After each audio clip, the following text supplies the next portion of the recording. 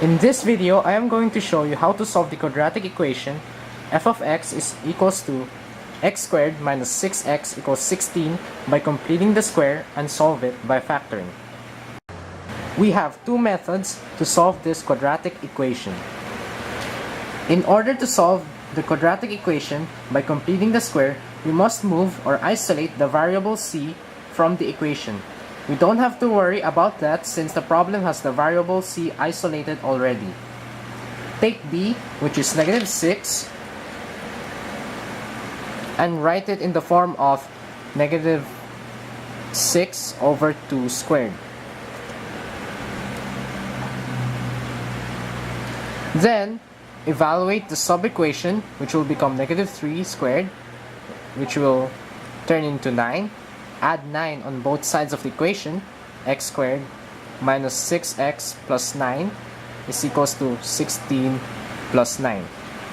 Then convert this left side of equation into a binomial squared if this is a perfect quadratic equation. So it will become x minus 3 squared equals to 25.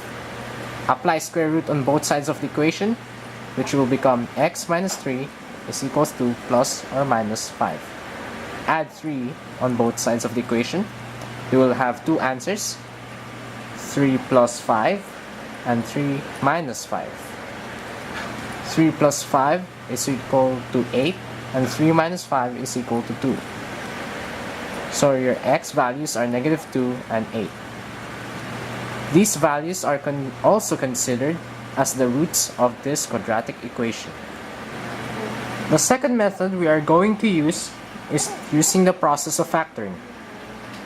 Now, the first thing we have to do is bring back c into this left side of the equation, so it will become a standard form of the equation by subtracting 16 on both sides of the equation, which will become x squared minus 6x minus 16 is equals to 0. Then, to factor this one out, we have to use a technique called the x cross method, which becomes c over v. Now substitute the c and b values, which will become negative 16 and negative 6.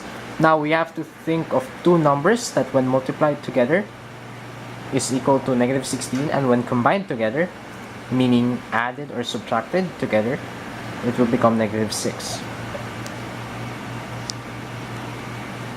So the two numbers are 2 and negative 8, because if you multiply them, it will become negative 16, and if you combine them by adding or subtracting, it will become negative 6. So back to this factoring, we can tell that these binomials have x because x times x is equals to x squared. Then just take the two numbers and place them in each binomial separately.